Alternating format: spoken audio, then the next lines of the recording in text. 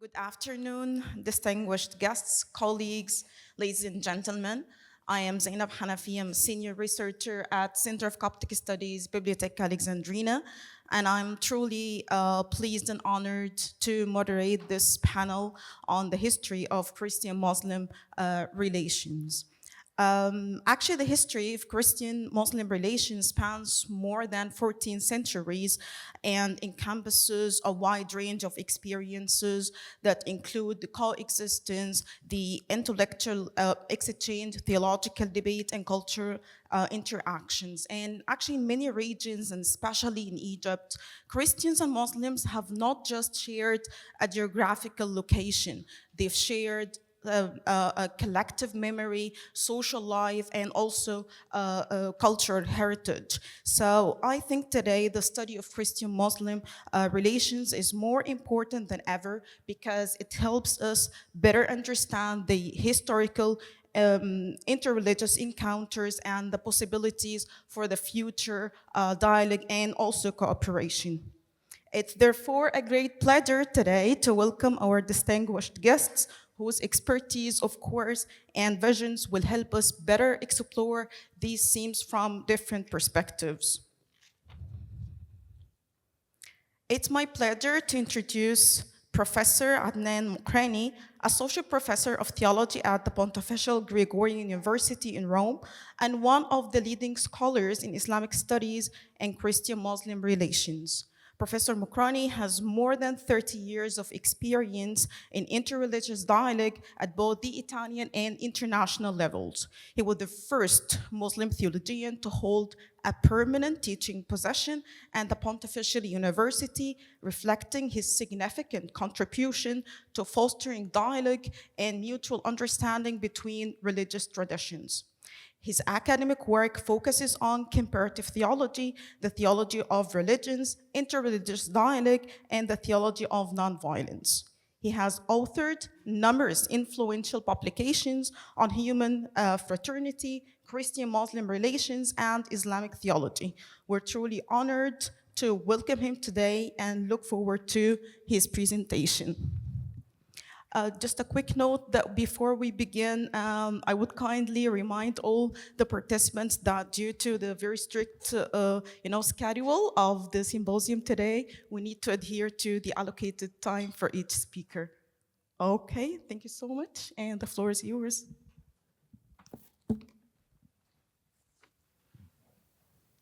Thank you very much.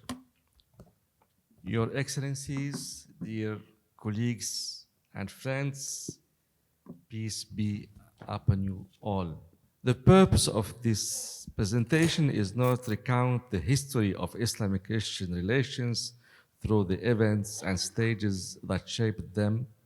Rather, it concerns the history of the ideas that influenced those events and were influenced by them. I'm a theologian, I'm not a historian. So I'm interested in the theology meaning of history.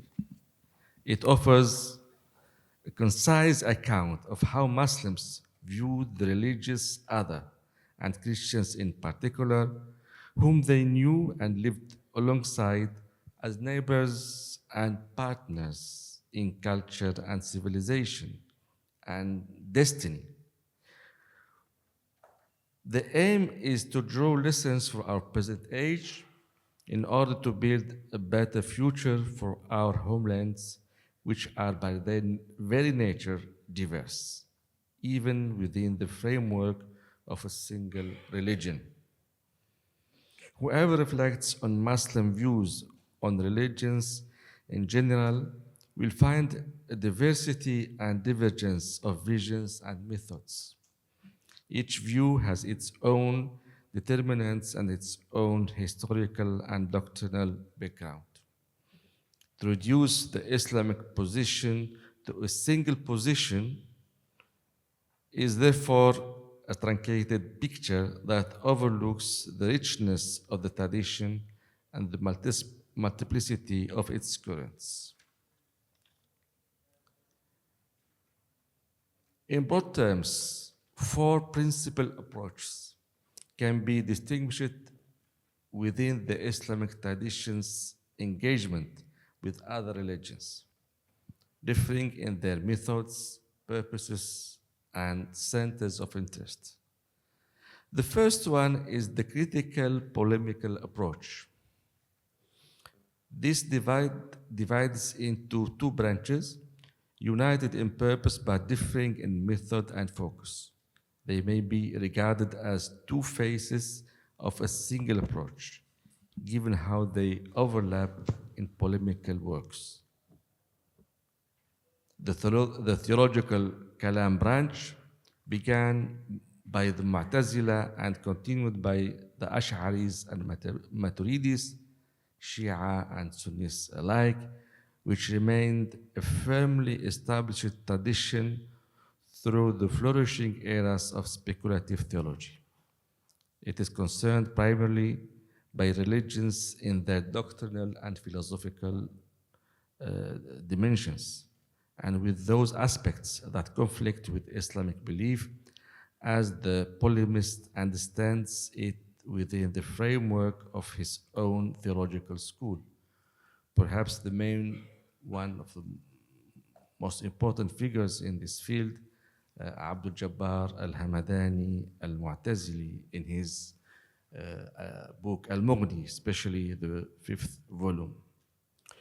The textual branch, concerned with applying the criteria of the Islamic conception of scripture, criteria developed by jurists and scholars of Quran and Hadith, to the sacred text of other religions. The aim of these polemics is to search for the mistakes and contradictions, real or supposed, in those other texts, so as to establish their lack of authority and religious validity. The famous figure in this field is Ibn Hazm al-Qurtubi al-Andalusi in his book Al-Fisal. The second approach is the juridical one. This approach is concerned with regulating the political, social, and economic reality by elaborating the system of the dhimmi communities, the protected communities, or extending it to include other communities. It is marked by the dominance of practical legal character, with interpretations varying between flexibility and restriction according to the jurist schools and the historical and geographical contexts. The third approach is the historical approach. Although historical description sometimes harbors implicit critical positions, though emphasizing certain aspects while neglecting others, expressing them with an unsuitable term or classifying them in a tendentious way, this approach is generally marked by a degree of neutrality compared with the polemical one. Notably, the early polemists themselves often relied on historical knowledge or direct contact to build their arguments. That knowledge, however, has declined in recent centuries. Knowledge of the other has come to rest on Islamic sources alone, while the spaces of interaction have reduced. The negative consequences of this degradation are not difficult to imagine. But let's see an example from this historical approach. We have Al-Mas'udi in Muruj al-Dhahab, or Al-Shahrastani in Al-Milal wal-Nihal, as positive examples. The fourth approach is the mystical one, the Sufi approach. This approach typically seeks to put the points of convergence and unity that lie behind differences and outward phenomena and forms. It is the most inclusive approach to the religious other and relatively far from the dominant polemical tendency. We have many examples, Ibn Arabi and Rumi and others.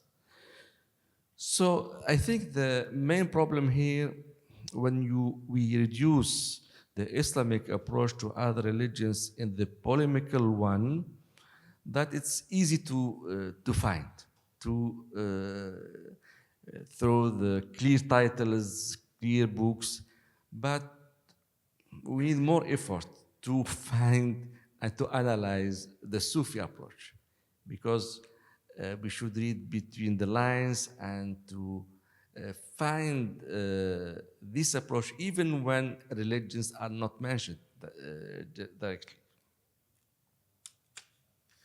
Now I am trying to summarize the characteristics of our new understanding of other religions. How can we combine, criticize and combine these four approaches? Today, serious theology is impossible under the assumption that the other is absent. This project of theological renewal requires revision of the inherited currents in terms of their methods, priorities, and the structural relations among them. So here I have 6 final remarks. A deep historical knowledge, open to languages and cultures, and built on practical experience of sharing existence, so as to form a global historical consciousness that becomes a collective responsibility without any dominating tendency, declared or cancelled, and is translated into fruitful cooperation for common good. Secondly, a balanced critical method that sees the positives without neglecting the negatives, taking account of agreements without ignoring differences, and is governed by an epistemic ethic that respects the human being, expects intelligence and openness to truth from him or her, and does not treat the other as foolish merely because he or she is different. 3, an empathic and standing stance towards the other, realized most clearly in the Sufi approach, the spiritual approach, which is relatively free of impulses of dominion and fear. Sufism is an ethical conduct and existential vision of God, the human being, and the world, capable of building bridges between religions, provided in it's combined with the critical and historical approaches so as to restrain the utopian dreamlike conceptions into which the Sufi imagination may stray. The values of humility and freedom from egoistic desires and ambitions are essential for healthy relationships, not only with the followers of other religions, but also within one's own faith. A renewal of the judicial system through fresh reasoning, ijtihad, on the question of religious and political freedoms, and the release from the binary of the abode of Islam and the abode of war, binary tied to geopolitical conditions long since outdated, together with the building of a new democratic social contact in which citizens are equal, what we call inclusive citizenship. This kind of citizenship that embraces diversity and sees it in a richness and a moral and spiritual treasure. Another point, an awareness that the Christian presence in our homelands is itself an Islamic need and necessity, a guarantee of fruitful understanding of the principles of Islam. The presence of Christianity in the East, especially in the Middle East, is a human and Islamic message set against the desertification, reductionism, and despotism that result from the single color and the single religion. Another point, which is very important for me as a theologian, is the emergence of new theologies. You know that in classical Islamic theology, the main topics are divinity, prophecy, eschatology, and sometimes imamology. Today, we have new theologies which are by nature comparative and interreligious. So, for instance, we have a theology of religious pluralism, non-violence theology, feminist theology, liberation theology, and eco-theology, and perhaps many others. So these theologies are theoanthropocentric theologies and dialogical by nature. So I think we are in a new phase of doing theology with openness, with dialogue, to learn from others' experience, and to share testimony and responsibility in dialogue with human sciences, we share the same challenges of modernity, and we need to answer together to these challenges. To summarize what I said in a few words, we need critique that includes self-critique without polemics. We need historical knowledge and updated knowledge on history. We need a radical renewal of juridical and political systems, learning from the wide human experience. We need a mystical theology that appreciates the other beauty without jealousy or exclusion. Today, when I teach as a Muslim theologian in a pontifical university, when I present Islamic theology, I mean metaphysics, philosophical metaphysics, kalam theology, and mystical theology, 3 dimensions, in dialogue with modern challenges. Learning from other theologies, because as a Muslim theologian, I claim to belong to universal religion, but to be really universal, we need to dialogue. Thank you.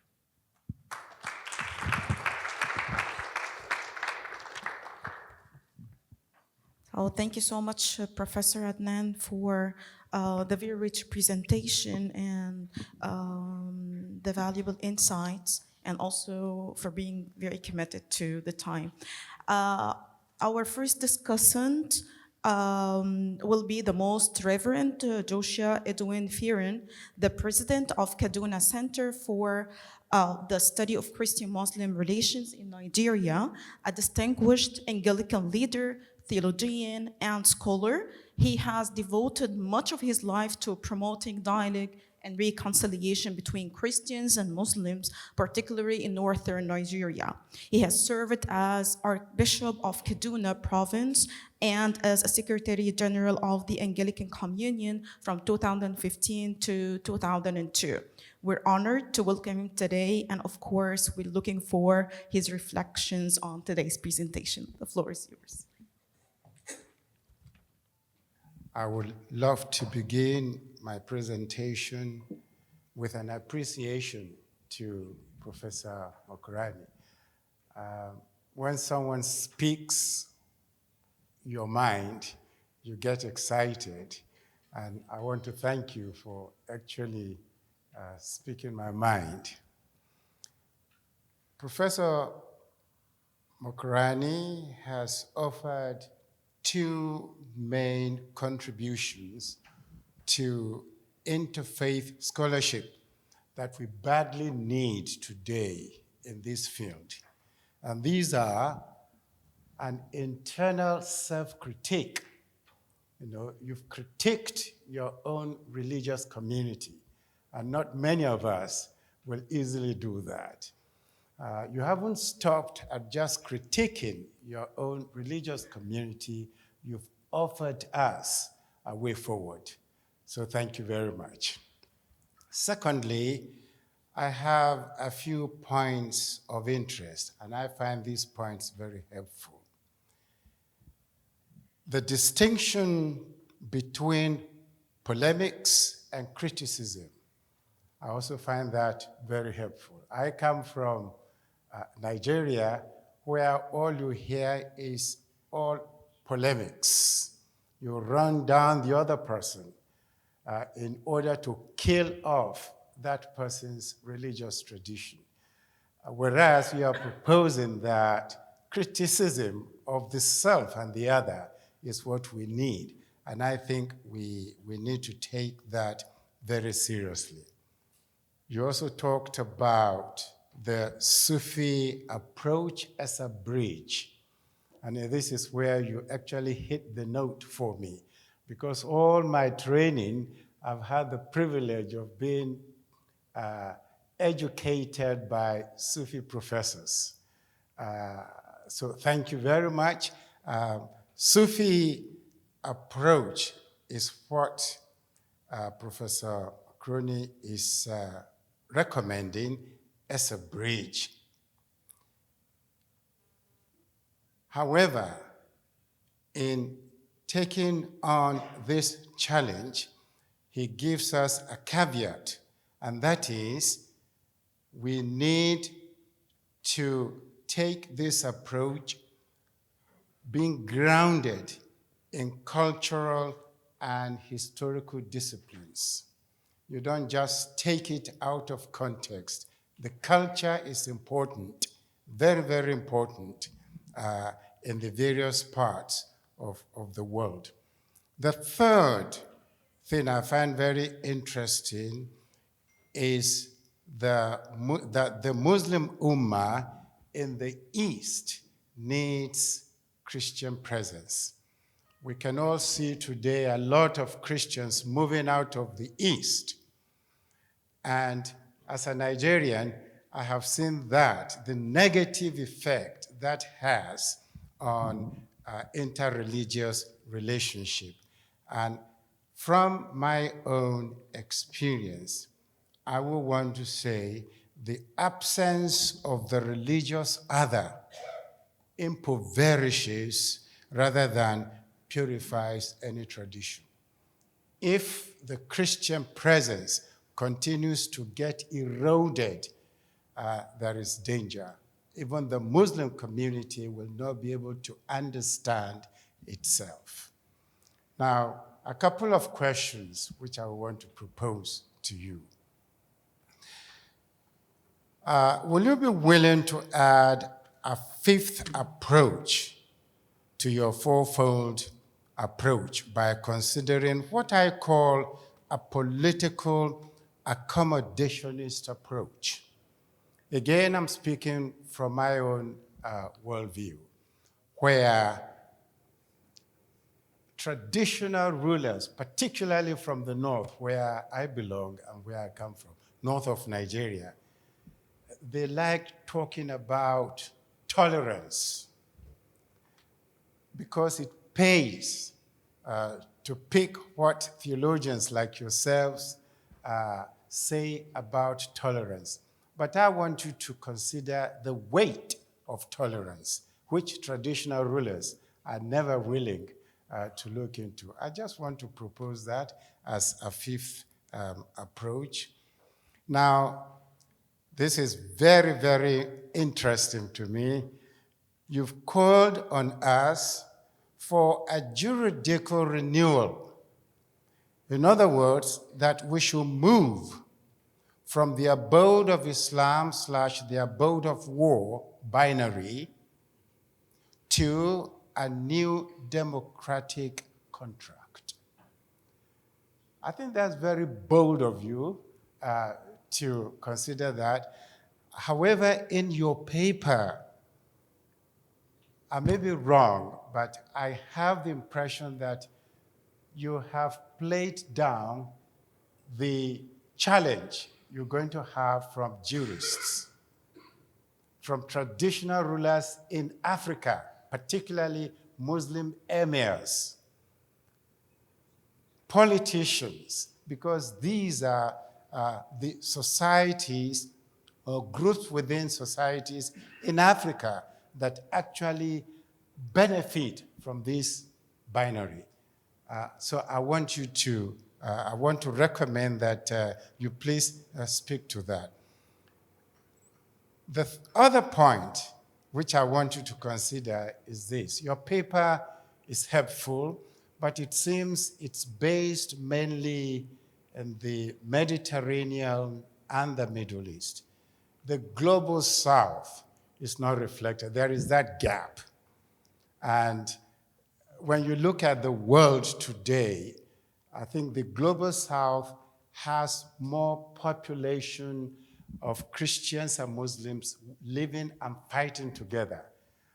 There is that gap in your paper. I think it would be very helpful if you help us. I want to say thank you to you. Your paper is challenging, and I would want to recommend to us to actually have a spirited discussion on this paper.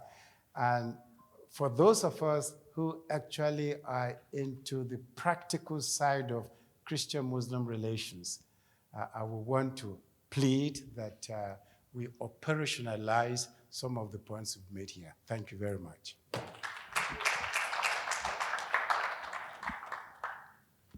Okay, thank you so much. Dr. Adnane, would you like to answer the couple of questions right now? Yeah, just briefly for the political dimension. I think what Pope Francis with Sheikh Ahmed Tayyib in their document on universal human fraternity, they mentioned the necessity of overcoming the concept of minority. If we are full citizens in the same society, in the same state, in front of the law, so why we should, the majority is not ethno-religious reality. It's a rational political project that can be cross-religious, cross-ethnic, and to parties, they adopt a certain vision of society, of politics, of shared interests, and they can be from any ethnic or religious group. So this permanent majorities and permanent minorities is an obstacle. And I like very much the approach of Mahmoud Mamdani in his book, Neither Settlers, Neither Native. So even the modern nation state need to be revised, because creating this national ethno-religious profile as dominant majority against minorities, this is very problematic. We have so to be critical against our past, but also concerning the challenges of the nation modern state. Thank you so much. And I'll move to our last discussant, who is Dr. Joseph Victor Edwin, SJ, Director of Vidya Jayati Institute of Religious Studies in India. He is a distinguished scholar of Islamic studies and Christian-Muslim relations, whose teaching, research, and leadership have contributed significantly to interreligious dialogue and mutual understanding between Christians and Muslim communities. We're truly pleased to welcome him to our panel today.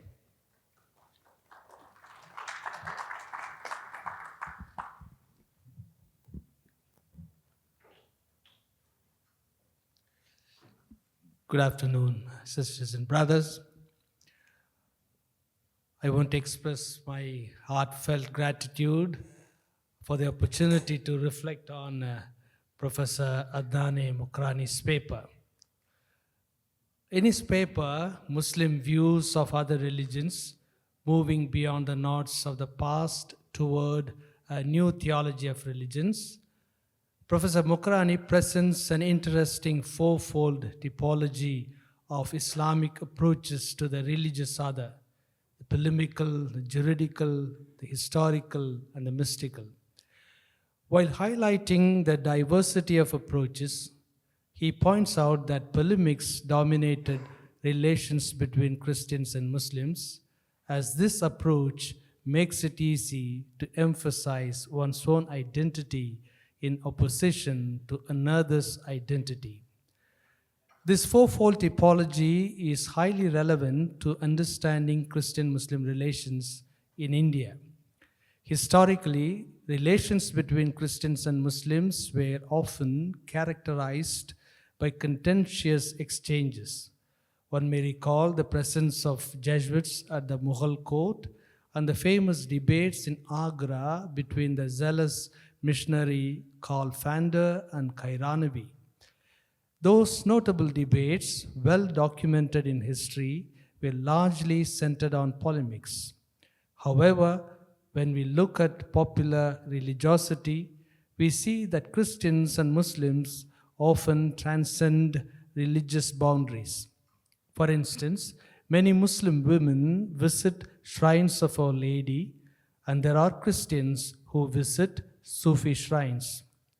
While polemics tend to assert one's own identity over and above that of others, the realm of popular religiosity enriches identity through cross-religious cultural interactions. Professor Mokrani emphasizes that to construct a new theology of religions, the practitioners of dialogue must seek a deeper understanding of history, cultures, and religions. A deeper awareness of coexistence would cultivate goodwill among local communities, along with a global historical consciousness and a shared sense of responsibility, which in turn encourages collaboration for the common good. This process requires a balanced approach that acknowledges dignity of human persons. In this light, Professor Mokrani suggests that an emphatic Sufi perspective can greatly enrich interfaith dialogue. Any genuine interreligious dialogue, he suggests, calls for humility that recognizes the limits of one's own knowledge of the other, and remains open to new experiences and alternative perspectives. Moreover, the professor also suggests that Islamic juridical systems need to be refreshed through critical reasoning, which might pave the way for more inclusive citizenship. Professor Mokrani highlights the importance of a deeper understanding of history and theology of Christian-Muslim relations, along with the necessity of humility in engaging with one another. These considerations are crucial for fostering better relationships between Christians and Muslims in India. In my role as a teacher focused on Christian-Muslim relations, I deeply appreciate both these aspects. In my experience of theological education aimed at fostering dialogue, I have identified 4 key steps that contribute to our appreciation of the faith convictions held by our Muslim brothers and sisters. Together with my students, I emphasize that the first step in engaging with Muslims is encounter. We meet others who may hold different beliefs and practices from our own. If we aren't careful, these differences can lead either uncomfortable silence or heated debates fueled by old prejudices. However, we can learn that differences do not have to result in conflict or silence. As we reflect on these encounters, we move to the next stage, which is mutual dependence. We begin to understand that we need one another to live our faith convictions in a meaningful way, and that we can learn valuable lessons such as prayer, fasting, lessons on prayer, fasting, and almsgiving from each other. These exchanges can deepen our own beliefs.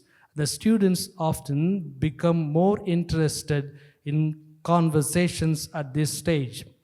This brings us to the third stage, honesty. This is a critical phase where we express our faith convictions openly and without reservations, while also learning about the faith of others.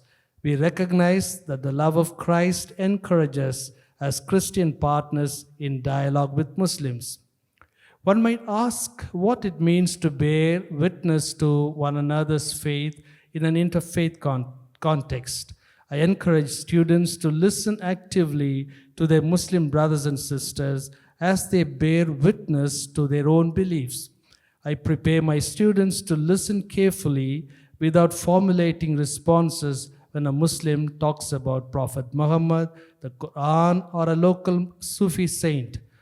Often, there is an urge among both Christians and Muslims to make statements about one another's faith and find ways to refute the others. I tell them to listen first without thinking of a response, with a deeper awareness of the rays of truth in other religions. Further, I tell my students to talk about Jesus of the Gospel when asked, the miracles and his teachings, and to emphasize the Gospel's call to live an authentic life rather than to talk about dogma. For in sharing our faith experiences, we come to recognize the features of our Heavenly Father in one another. This conversation ultimately leads us to the final stage known as reconciled diversity. Drawing from the book Christian Lives Given to the Study of Islam, I point out that differences we hold sincerely may one day be resolved by God. For some, friendship and mutual respect may prove enough to bridge contradictions, while others might experience hints of a special form of koinonia, communion, a profound mutual understanding that is indeed possible. I remind both Muslims and Christians that Allah will judge between you on the day of resurrection concerning that over which you used to differ. Conclusion. Christian-Muslim relations in India have taken various forms and passed through various stages. There's a deeper search for authenticity and understanding. If our dialogue with each other has to be authentic and effective, we have to have an insider's view of reality and try to understand each other from viewing point of the other. This is true empathy that Professor Mokrani emphasizes. In interfaith relations, especially Christian-Muslim relations, Christians and Muslims must develop a mindset in which each interlocutor in dialogue with other genuinely feels that he, she are entering a holy land that belongs to the other. Such an attitude forms the basis for a profound framework of empathy. It means leaving behind judgments to encounter another person's story with reverence, recognizing that every individual carries intrinsic sacred worth. This attitude requires an important shift in how we interact with one another. The interlocutors must develop deep listening. We often listen to others to oppose their view or to formulate a way to defend our own. Deep listening necessitates that we listen to understand their lived experiences with empathy. Secondly, they need to develop esteem for other person's identity, beliefs, and cultural background. Thirdly, we need intellectual humility to enter into dialogue of others for continuous learning. Fourthly, the others stand on a holy ground even before we arrive there. God has been there all along. Thank you very much.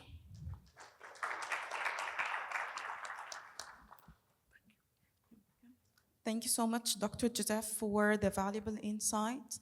And I would like to thank the panel one more time for the very valuable reflection. They've been all very beneficial and inspiring, actually. Thank you all.